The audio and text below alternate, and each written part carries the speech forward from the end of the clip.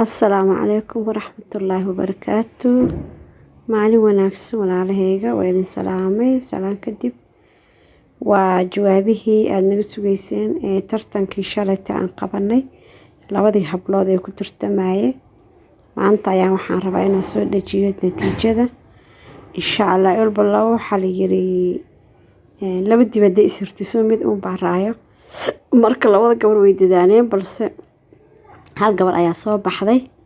insha Allah marka waxaan rabaa gabdhaha inaad janaaladooda soo booqataan halkaan idin soo saaraa gabadha badisay iyo gabadha kale ku xigtaba soo booqdo dhiirigelinsiya insha Allah wixii abaal marin oo dhankeena anaga luuqan ka wada hadlaynaa balse hadda gabdhaha laba tartamaysa oo kala ah ismo channel iyo ubax channel insha Allah marka natiijadooda waa idin la socodsiinaya iyo waxay ku kala badiyeen ma sha Allah tabarakallah waxaan kaloo iga xasuusin ah channelka hadii aad ku cusub tahay subscribe hadaa hore u la socotayna like share and comment nagu dhiirigeli insha Allah gabadha ugu horeyso waa isma channel natiijadeedana waa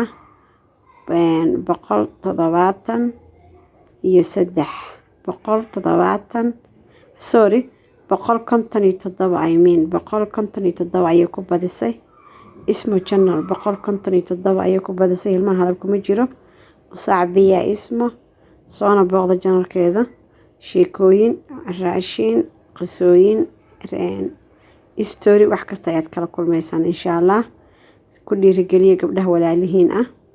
gacanta idima xanuunaysa subscribe-ka like-ta comment-iga share-ka wax kasto awoodid insha Allah ismo channel oo ku guuleysatay 157 waxa kale oo ku xigto gabadheena kale ayadana aan ka dhicin oo dadaashay ma sha Allah tabarakallah tartamo badan oo aan qaban jirnay ku hogaamin jirtay gabdhaha balse waxa waaye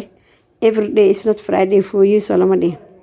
maalin kasta way jimco kuma ahan marka gabadhan waxaan ku naqaanay inay tartamada hogaamiso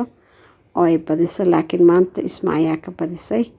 ma sha Allah ayadana tirada ay keento idin sheega insha Allah labada gabdhoodba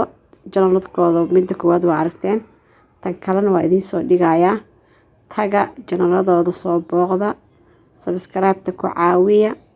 comment-iga like-ta share-ta wixii markaas aanan waxba adika dhibin ayadan wax u taraayo insha Allah gabdhaha walaalihiin dhiirigelinsiya gabar kasto tartamayso marka insha Allah gabadha labaad waa ubax channel waxay ku guuleysatay 73 dhibcood ubax channel waxay ku guuleysatay 73 dhibcood halka ismana ay ku hogaaminayso 157 dhibcood ma sha Allah ubaxna u sacbiya way dadaashay dadaal sorry shanqar waxaa la jaraaya shanqar ayaa ka yeeraysa korkeyga codka anoo duubaayo ma sha Allah marka walaalahayga waxaan idinka codsanayaa labada gabar ee kala ah ismo iyo ubax channel soo booqda dhiirigelinsiya insha Allah khayran dhamaan ayaa idin rajeynaa dhiirigelintu waa xaqiina wixii abaal marin ahna waa xaqiina khayran dhamaan ilaahay hanaga dhigo kuwa jannada ku kulma jannatul a'la insha Allah السلام عليكم ورحمة الله وبركاته.